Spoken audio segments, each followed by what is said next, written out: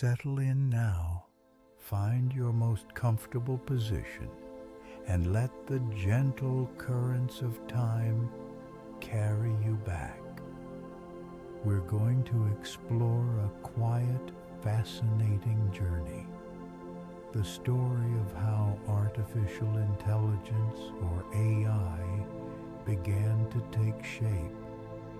It's not a tale of sudden explosions or dramatic turns, but rather a slow, steady unfolding, much like the gradual blooming of a flower or the patient erosion of a mountain by a gentle stream.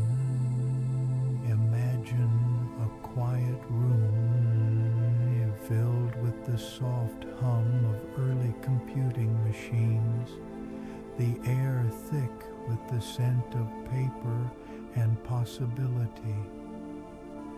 This is where our story begins, in a time when the very idea of a thinking machine was a whisper, a dream held by a few curious minds.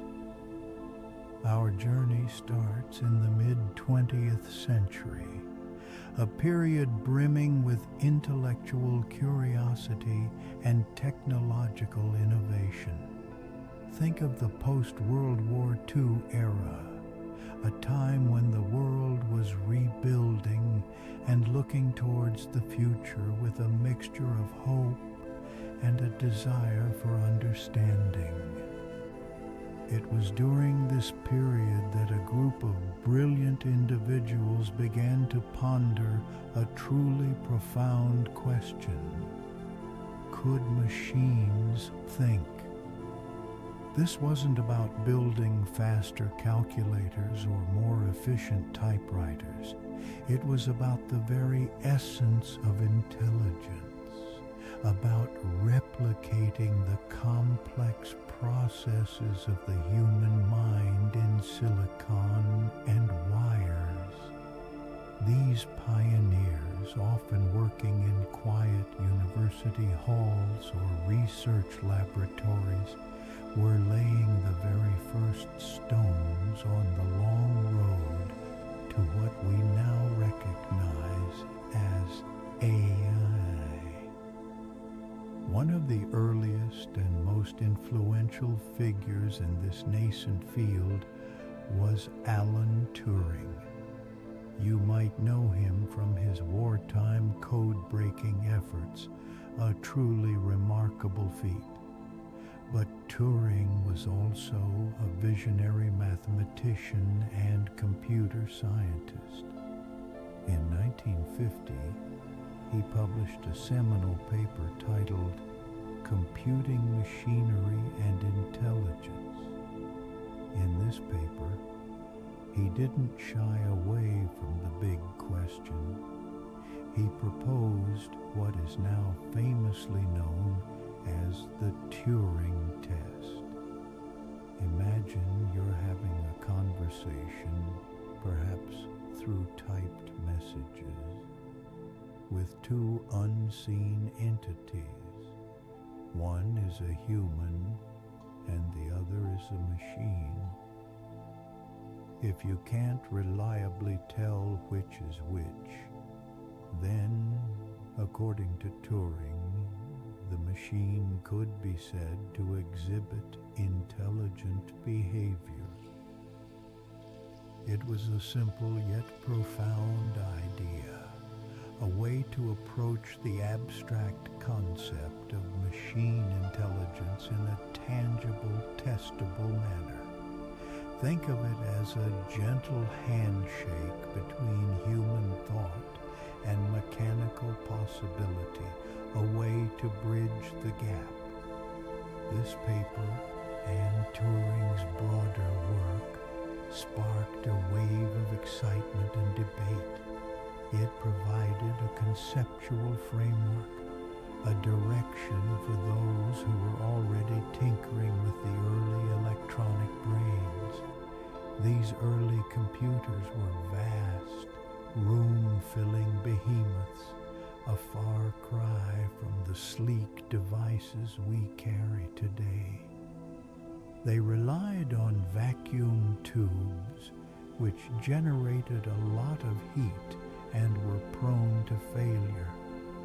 Yet, within these clunky machines, the seeds of artificial intelligence were being sown. Researchers began to explore different approaches to creating intelligent behavior. Some focused on symbolic reasoning, trying to represent knowledge and logic in a structured way that a machine could process. Think of it like building with very precise, logical Lego bricks, where each brick represents a piece of information or a rule. Then came the Dartmouth Workshop in 1956. This was a pivotal moment, a summer gathering of leading researchers, including John McCarthy, Marvin Minsky, Nathaniel Rochester, and Claude Shannon. They came together with a shared vision to explore the idea that every aspect of learning or any other feature of intelligence can, in principle, be so precisely described that a machine can be made to simulate it. It was here that the term artificial intelligence was formally coined by John McCarthy, giving a name to this burgeoning field. Imagine a group of enthusiastic minds sharing ideas under the warm summer sun, sketching out the future of computing. They were optimistic, believing that significant progress could be made in a single generation. This optimism fueled much of the early research, encouraging ambitious projects and bold experimentation. The early years of AI, roughly from the late 1950s through the 1960s, were characterized by a focus on symbolic AI, often called GOFAI, or good old-fashioned AI. Researchers developed programs that could solve algebra problems, prove geometric theorems, and play games like checkers. Arthur Samuel, for instance, developed a checkers playing program that could learn from its own games and improve its performance over time.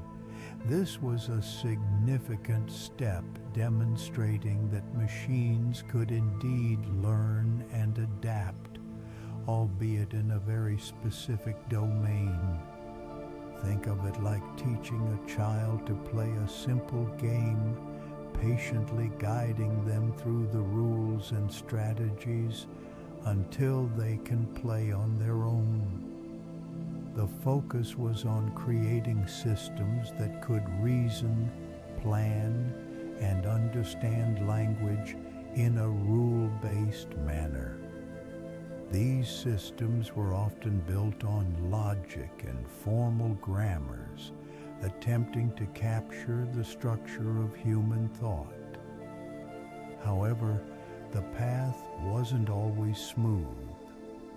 The initial optimism of the 1950s began to wane as researchers encountered significant challenges.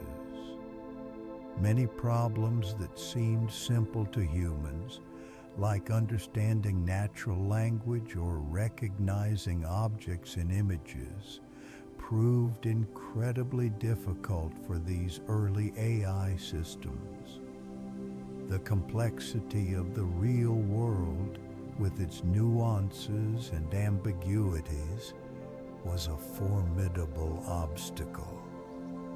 Funding for AI research began to dry up in the 1970s, leading to what is sometimes called the first AI winter. This was a period of reduced funding and public interest, a time when the grand promises of AI seemed to be far from realization. Imagine a garden after a harsh frost, where the vibrant growth has temporarily stalled, waiting for warmer conditions to return. Despite these setbacks, dedicated researchers continued their work, refining techniques and exploring new avenues.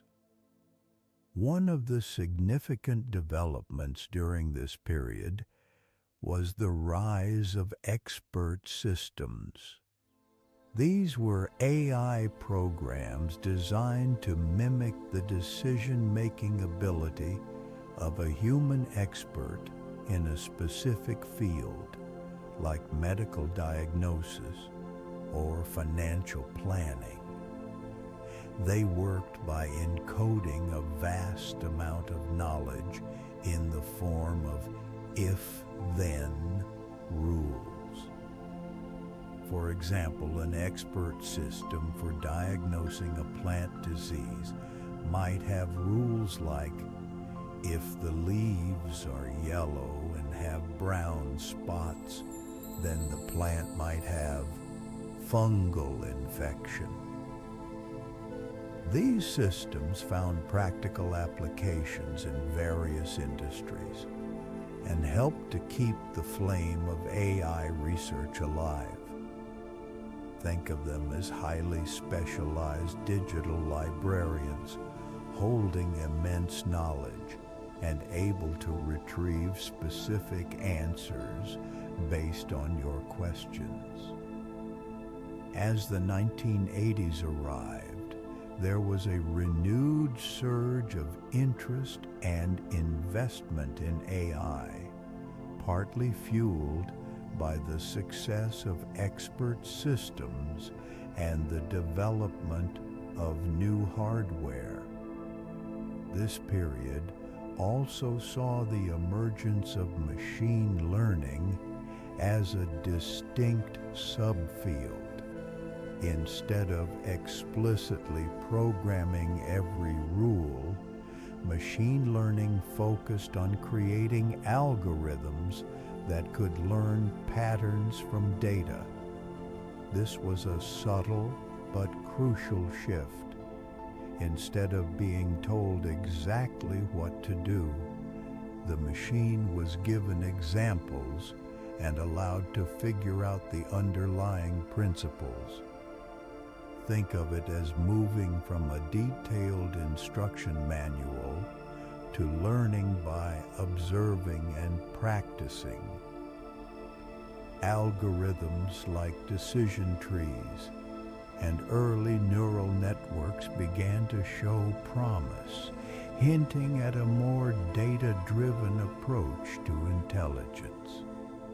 Neural networks, inspired by the structure of the human brain with its interconnected neurons, became a particularly exciting area of research. These networks process information in layers, with each layer learning to recognize increasingly complex features. Early neural networks were relatively simple, but they laid the groundwork for the powerful deep learning models we see today. Imagine a delicate network of threads, each carrying a tiny spark of information, weaving together to form a complex tapestry of understanding. The ability of these networks to learn from vast amounts of data, from images to text, was a significant breakthrough